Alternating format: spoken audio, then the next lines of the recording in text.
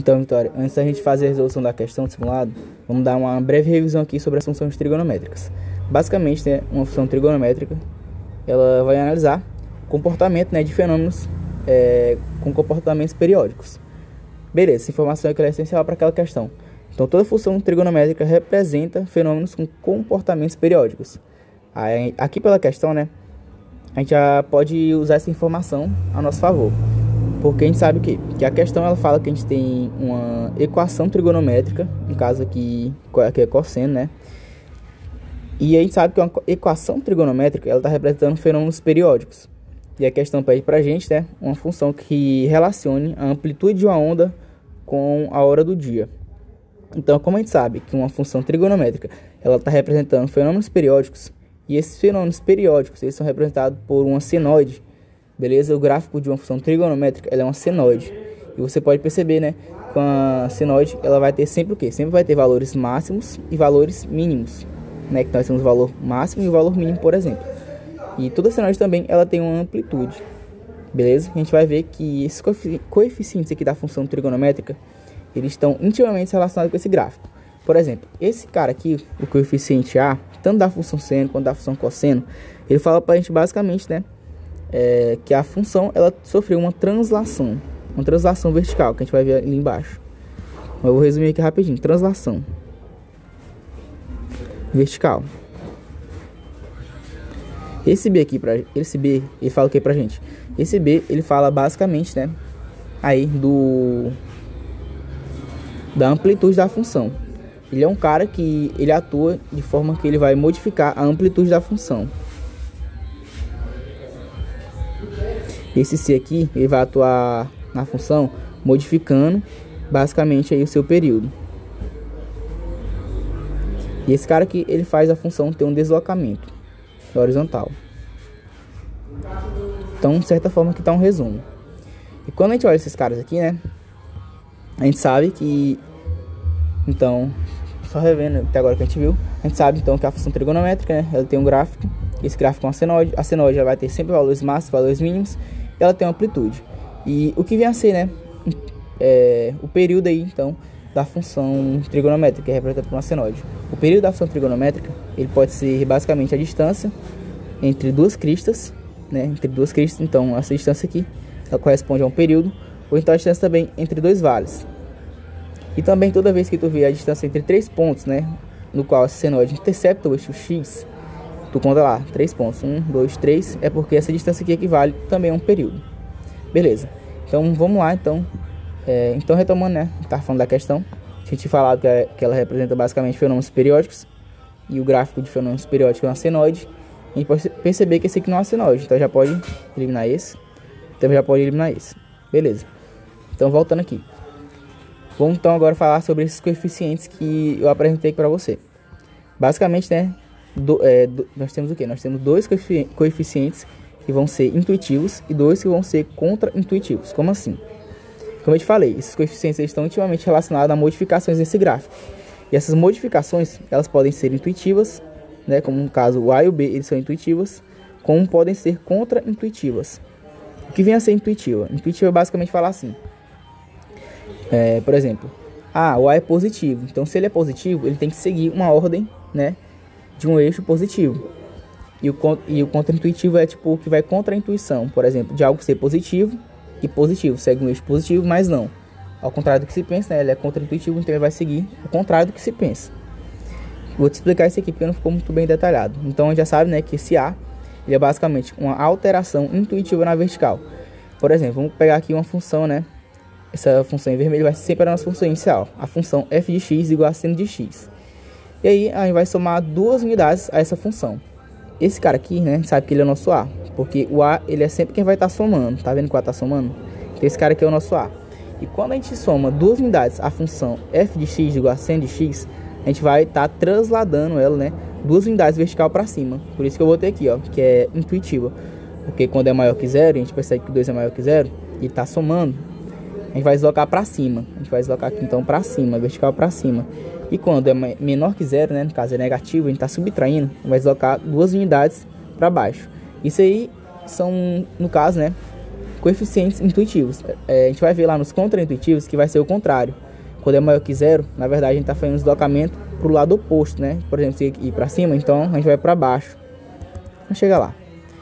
Então a gente percebe, por exemplo, que quando a gente soma duas unidades aqui, né, na função f de 100 de x, a gente está deslocando ela duas unidades para cima. Então beleza, aqui era f de x, a gente somou duas unidades, né? A gente deslocou ela para cima. E se fosse o contrário, né, a gente subtraísse duas unidades, a gente já está deslocando ela para baixo, duas unidades. Beleza. Então já sabe para que serve esse coeficiente A. Esse coeficiente B, né, ele é relacionado com o que a gente viu, que é a amplitude da função. A gente tem aqui a função em vermelho, né, inicial f de x, e aí a gente sabe que esse aqui é o coeficiente B. Esse coeficiente B aqui, né, ele vai ser determinante por número de vezes que a amplitude vai estar sendo multiplicada. No caso, a gente tem a amplitude inicial, k, né, e aí a gente multiplicou essa função aqui por 3, né, porque o B ele multiplica o seno de x. Então a gente multiplicou aqui por 3. Isso significa dizer que a amplitude ela aumentou 3 vezes. Então, voltando aqui, porque estava tendo zoado aqui em casa. Falei que esse B, né, ele vai ser o coeficiente multiplicativo da amplitude. Então, dessa função f de x, que está em vermelho, o seno de x, aí o B, né, aparece como 3. Ou seja, isso aqui quer dizer que esse 3, né, ele multiplicou 3 vezes a amplitude da função, como tá vendo aqui, ó, que era k, e agora como o B apareceu, antes o B era igual a 1, né, que o B era igual a 1, e depois aqui B é igual a 3. Isso quer dizer, né, que a função, ela teve sua amplitude multiplicada 3 vezes. Então pode perceber que aqui era a amplitude inicial e aí a amplitude final. Aí beleza, agora nós temos o coeficiente C. Só voltando aqui, né, uma relação extremamente importante é que o coeficiente A, então voltando aqui, o coeficiente A e B estão relacionados com a imagem da função. A imagem é todo isso aqui que está no eixo Y aqui, ó. E a gente sabe, né, que A mais o módulo de B, ele é igual ao valor máximo que a função assume. E A menos B, ele é igual ao valor mínimo que a função assume. Beleza, isso aqui vai ser extremamente importante para a gente resolver aquela questão. Então voltando aqui, o coeficiente C da função.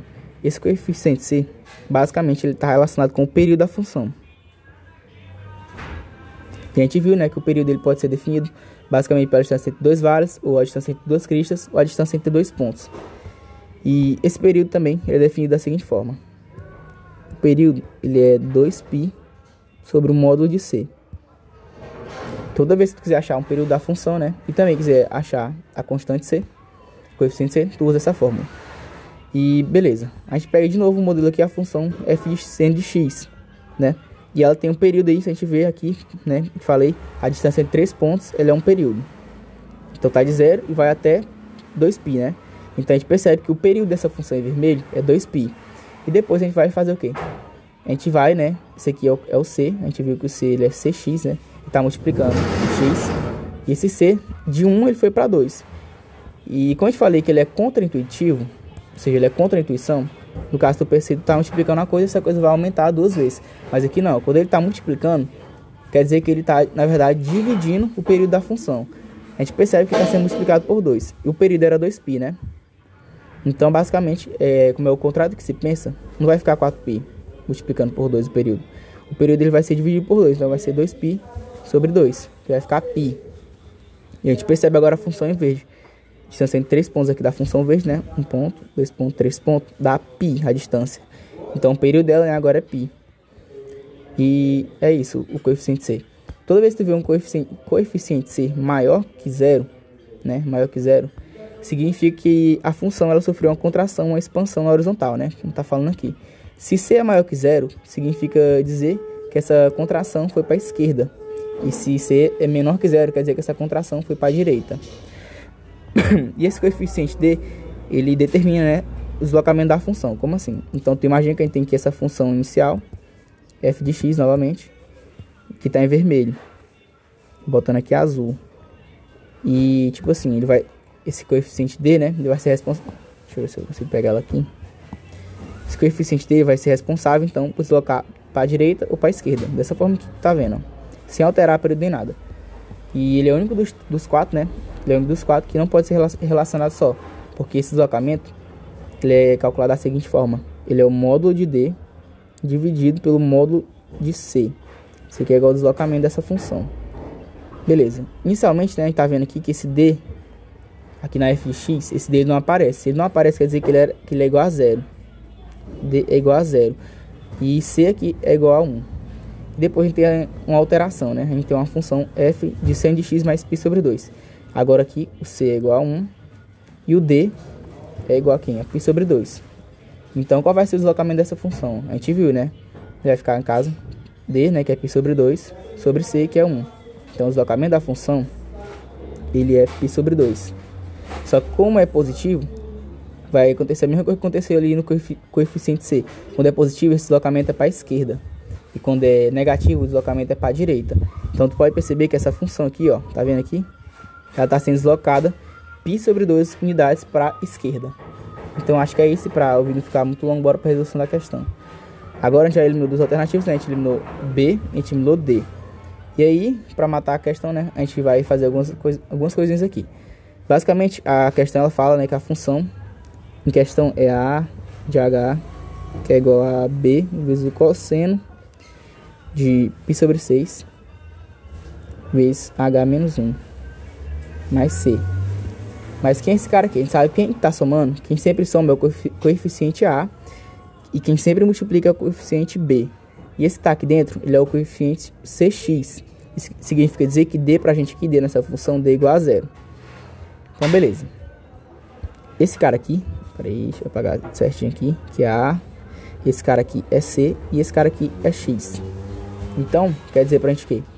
Vamos começar tentando descobrir aqui que é o período da função. A gente viu que o período é 2π sobre o módulo de c. Então, o período aqui vai ser quem? Vai ser 2π.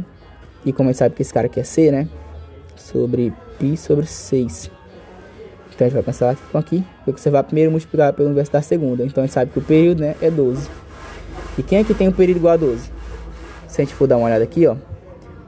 Esse aqui vai se repetir, né? Então, vai vir aqui e aqui.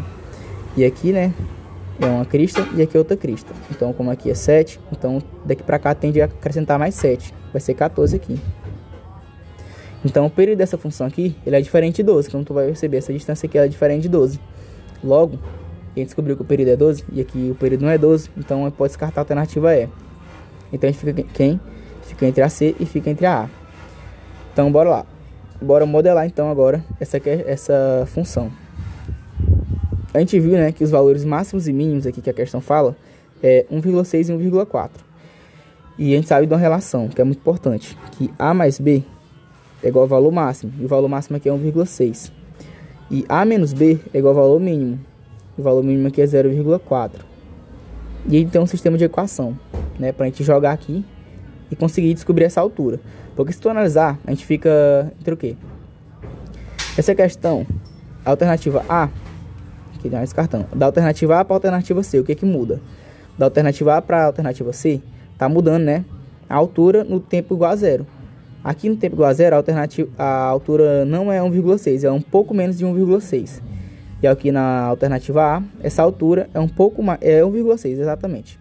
Então a gente vai ter que saber essa altura quando o tempo é igual a 0, pra gente saber qual é a certa. Então bora lá. Vou tentar fazer o mais rápido possível aqui nessa parte. Mas eu já tinha feito já, só para o vídeo não ficar muito extenso. Resolvendo esse sistema de equação aqui, a gente descobre que A é igual a 1. E a gente descobre que B é igual a 0,6. Aí a gente vai jogar agora aqui na função. A de H vai ficar quem? Vai ficar B, vai ficar na verdade, a gente sabe, né, que é A mais B vezes o cosseno de H menos, opa, tô ficando doido já, de CX mais D. Só que isso aqui é 0, então ele não vai aparecer, vai ficar só CX. Então beleza, então esse A de H igual a quem? A é 1 mais B, né, que é 0,6 vezes o cosseno. Agora esse CX aqui a gente sabe quem é. Ele é π sobre 6, tá multiplicando, né, H menos 1. Beleza. Quando H for 0, vai ficar aqui entre os parênteses quem? Vai ficar menos 1 vezes π sobre 6. Então vai ficar basicamente que A de H, quando H é 0, né, é 1 mais 0,6 vezes o cosseno de menos cosseno é de menos π sobre 6. E aí a gente sabe que o cosseno de menos π sobre 6 é raiz de 3 sobre 2. Por quê? Porque π é 180. 180 dividido por 6 dá 30. E pelo ciclo trigonométrico, né, menos 30 graus quer dizer que tu andou no sentido horário menos 30 graus. Então vai ficar basicamente assim, ó. Aqui nós temos o eixo. Aqui nós temos o eixo do seno. E aqui tem o eixo do cosseno. E aqui é menos 30 graus e aqui é 30 graus. Aqui é 30 graus, aqui é menos 30. Vai perceber que a gente tem valores iguais, né? O valor do cosseno. Então vai ficar raiz de 3 sobre 2. E quando a gente for resolver isso aqui, né? Aí vai ficar tipo de H. Fica 1 mais 0,6 vezes raiz de 3 sobre 2. Isso aqui, já tinha feito os cálculos, dá 0,51. Que o vídeo está muito grande, estou correndo contra o tempo. É tipo 1 mais 0,51. Ou seja, a amplitude, né? No caso da onda, quando H for 0, é 1,51. E não é 1,6. Então a gente pode descartar quem? A gente pode descartar essa aqui, ó, alternativa A, restando apenas a alternativa C. Que a gente percebe que está um pouco menor que 1,6. Então deu a alternativa C. Ficou muito longo, mas espero te ajudar com a resolução dessa questão.